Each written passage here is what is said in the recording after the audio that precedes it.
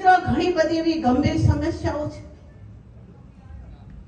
કે આજે પશ્ચિમ બંગાળની અંદર તમે જોતા હશો કે આજે પશ્ચિમ બંગાળ એક એવું રાજ્ય બની ગયું છે ત્યાં હિન્દુ પગ મૂકી શકતો નથી, ત્યારે ભાર બપોરે તે બેન દીકરીઓની ઇજ્જત લેવાય છે, તેમ છતાં ત્યાંની સરકાર એમની સામે પગલા ભરતી નથી, પરંતુ એમને પંપાડવાનું કામ કરે છે.